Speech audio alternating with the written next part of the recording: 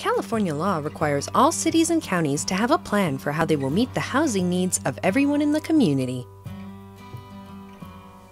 When population forecasts are updated, cities like Carlsbad need to update their plans based on the specific number and types of housing they need to accommodate to meet future needs. But what if we don't want to build more housing in Carlsbad? That's normal, but there are actually a lot of reasons why it's important to meet our community's housing needs.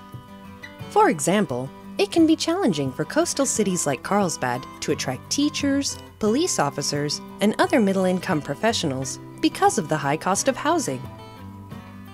Children who grew up here can have a hard time staying in Carlsbad due to housing affordability.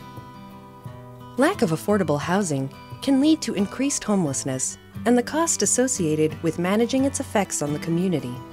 Besides, having enough housing for everybody helps fulfill Carlsbad's community vision, especially the values of sustainability, thriving neighborhoods, and community connection.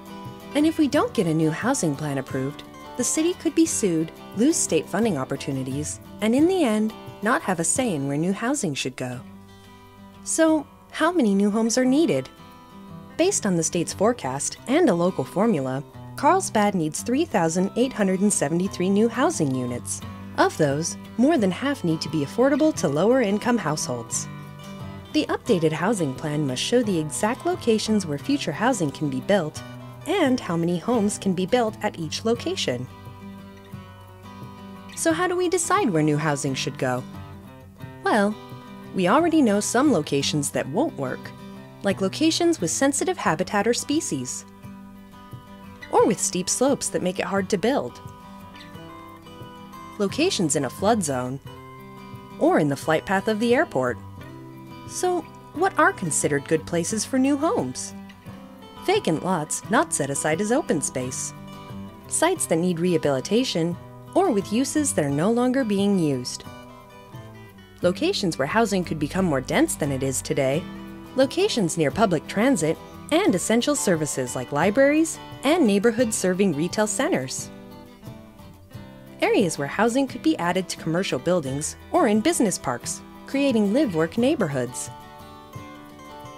Some cities encourage homeowners to build granny flats on their properties. These are called accessory dwelling units. The decisions we make over the coming months will shape our community for years to come. Let's work together to make sure Carlsbad's updated housing plan really is the very best one for our home and our future.